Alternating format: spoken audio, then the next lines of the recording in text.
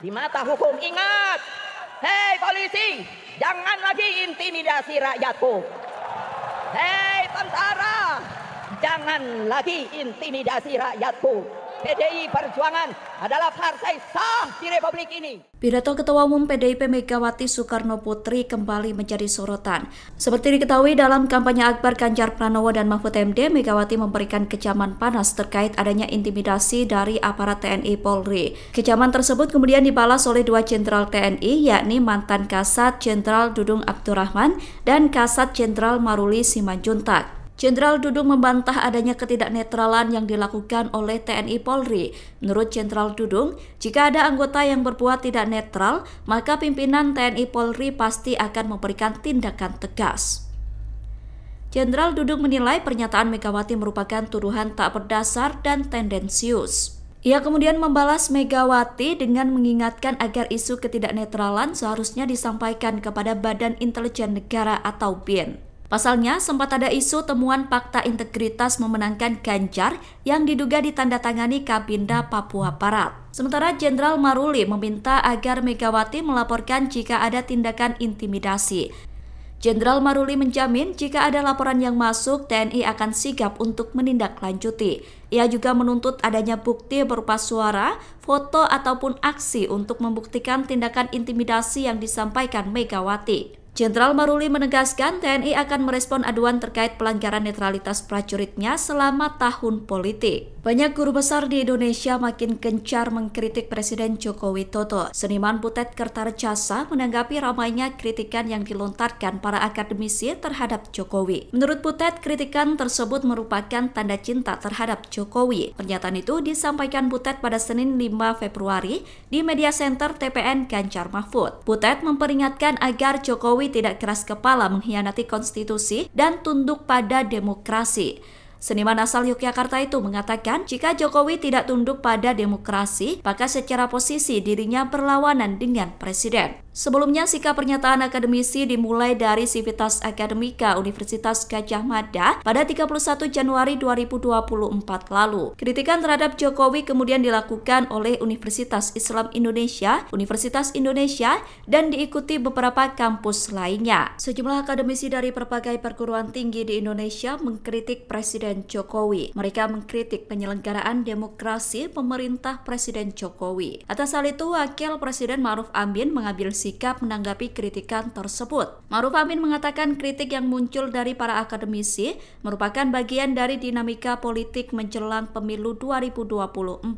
Menurutnya, kritikan tersebut harus diperhatikan oleh pemerintah. Pernyataan itu disampaikan Ma'ruf Amin dilansir dari laman Setwapres RI. Ma'ruf Amin berharap seruan Civitas Academica terkait demokrasi jelang pemilu bisa membawa dinamika positif. Adapun kritikan terhadap Presiden Jokowi disampaikan oleh ratusan Civitas Academica. Mereka terdiri dari guru besar, dosen, mahasiswa, serta alumni berbagai perguruan tinggi. Ratusan Civitas Academica itu mengkritik penyelenggaraan demokrasi selama masa pemerintahan Jokowi.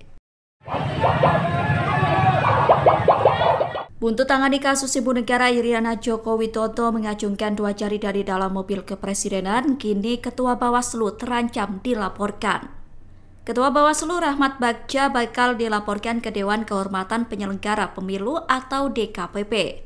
Laporan tersebut dilayangkan oleh Jaringan Aktivis Nasional Gerakan Angkatan Muda Kristen Indonesia Ganjar Mahfud atau Jarnas Gamki Kama.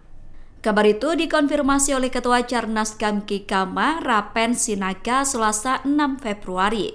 Bagja dilaporkan lantaran dinilai tidak serius mengusut sosok yang mengacungkan salam 2 jari dari mobil Presiden Jokowi. Menurut Rapen, Bagja terlalu prematur dalam menyimpulkan jika sosok yang mengacungkan salam 2 jari tersebut adalah Iriana. Rapen mengatakan Bagja seharusnya melakukan pemeriksaan hingga menginvestigasi terkait sosok tersebut. Sementara itu, Bagja sebelumnya mengatakan bahwa tidak ada pelanggaran pemilu dalam kasus itu. Hal itu karena Iriana Jokowi bukan merupakan pejabat negara. Momen haru terjadi dalam kampanye akbar paslon nomor urut 3 Ganjar Pranowo dan Mahfud MD di Balikpapan Selasa 6 Februari. Capres Ganjar Pranowo dicium oleh salah seorang tunanetra bernama Salman. Awalnya Ganjar menanyakan Bagaimana cara seorang tunanetra untuk mengenali seseorang? Salman kemudian meminta izin kepada Ganjar untuk diperkenankan meraba wajah mantan gubernur Jawa Tengah itu. Dengan tersenyum, Ganjar mempersilahkan Salman untuk meraba wajahnya. Setelah meraba hingga mencium Ganjar, Salman makin yakin jika capres nomor urut 3 itu merupakan sosok yang jujur. Iya Bapak. Sudah mengenal saya? Belum Bapak. Saya pengen tahu Bapak Ibu, kalau kawan-kawan kita, saudara kita penyandang netra, tunanetra, kira-kira bagaimana cara mengenali seseorang? Begitu ya, Pak? Bolehkah saya memegang wajah Bapak? Oh, boleh. Kita yang harus belajar dan menyesuaikan dengan kawan-kawan yang berkebutuhan khusus. Benar ya? Silakan. Boleh sekali lagi tepuk tangan yang luar biasa tentunya untuk Pak Ganjar.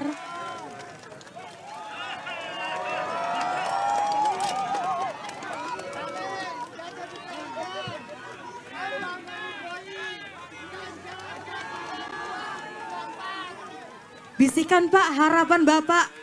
Bisikan Bapak, Pak Salman harapan Bapak kepada Pak Ganjar. Pak, makasih ya Pak. Terima kasih Pak Salman. Setelah Pak Salman meraba wajah badan saya, apa yang ada dalam pikiran gambaran Bapak tentang Ganjar Pranowo? Insya Allah Bapak orang yang jujur. Amin. Mudah-mudahan Bapak bisa menjalankan pemerintahan ini 5 tahun. Amin. Sampai selesai.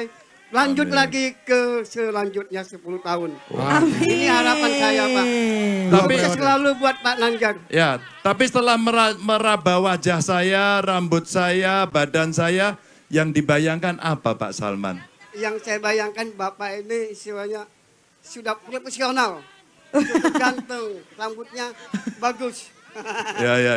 Pak, salam sama Pak Mahfud ya Pak. Oh ya, Pak Mahfud. Ada salam dari Pak Salman penyandang tunanetra yang ada di Balikpapan. Sudah lama saya pengen ketemu, saya belum ketemu Pak. Oke, bisa ketemu. Ini ada kamera, sampaikan begini di depan kameranya. Begini. Ya. Sekarang Pak Salman sampaikan langsung kepada Pak Mahfud.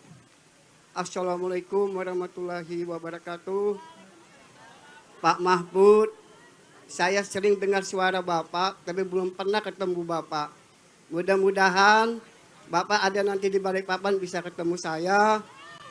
Dan juga saya selalu berdoa Bapak akan jadi wakil presiden, mewakil dengan Pak Ganjar. Pak Mahfud sekali lagi sukses buat Anda terus berjuang dengan Pak Ganjar. Assalamualaikum warahmatullahi wabarakatuh. Waalaikumsalam. Terima kasih Pak Salman, Pak Mahfud. Kami di Balikpapan ada rakyat yang ingin sekali ketemu dengan Pak Mahfud. Terima kasih. Gugatan terhadap budayawan Butet Kertarjasa diminta dicabut oleh Presiden Joko Widodo. Atas hal itu, relawan pro Jokowi pun mencabut gugatan terhadap Butet. Menanggapi hal itu, Butet meminta agar gugatan terhadap Aiman Wicaksono juga dicabut. Ia kemudian menyerukan agar semua pihak yang bergerak menegakkan demokrasi dan konstitusi dibebaskan dari berbagai ancaman. Butet juga meminta agar gugatan terhadap pegiat sosial media Palti Hutabara dicabut. Dalam kesempatan itu, Butet mengingatkan agar perintah Presiden Jokowi untuk mencabut laporan terhadapnya juga dimaknai untuk relawan tidak cari muka. Menurut Butet, kritikan yang disampaikan kepada Jokowi merupakan bentuk rasa cinta terhadap Presiden. Indonesia bersikap mencermati. Universitas Kristen Indonesia atau UKI ogah ikut kampus lain terkait situasi politik Indonesia jelang pemilu. UKI menegaskan pihaknya tidak akan meniru kampus lain yang mengkritik Presiden Jokowi. Hal itu dipastikan oleh Rektor UKI Daneswara Gaharjono pada Selasa 6 Februari di Gedung Rektorat UKI Jakarta Timur. Rektor UKI menegaskan sikap yang mereka ambil independen tanpa mendapat tekanan dari pihak manapun. Daneswara mengatakan pihaknya setuju jika demokrasi harus ditegakkan. Namun UKI tidak ingin ikut sejumlah kampus yang telah menyampaikan sikapnya terkait situasi politik di Indonesia. Daneswara menjelaskan sebelum penyampaian sikap ini dilakukan, pihaknya telah melibatkan seluruh sivitas akademika UKI. Hal ini semata-mata dilakukan untuk kepentingan bangsa dan negara. Mengingat UKI merupakan satu di antara beberapa kampus tertua di Indonesia. Adapun Rektor UKI menyatakan agar seluruh komponen bangsa ikut menciptakan suasana kondusif demi terciptanya pemilu yang damai. Tetapi sikap tersebut bukan sebagai kritikan untuk pemerintah. Dekan Fakultas Hukum UKI Hendrik Jayadi Pandiangan mengatakan sikap tersebut sebagai bentuk imbauan kepada masyarakat untuk memahami demokrasi saat ini di tanah air. Indonesia bersikap mencermati situasi politik di tanah air akhir-akhir ini menjelang pelaksanaan pemilihan umum tahun 2024, khususnya yang berpotensi menciderai prinsip-prinsip moral, etika, demokrasi, kemanusiaan dan keadilan sosial, terutama yang mengancam perpecahan bangsa. Maka kami, Sivitas Akademika dari Kampus Kasih, Kampus Bhinneka Tunggal Ika, dan Kampus Perjuangan Universitas Kristen Indonesia bersepakat.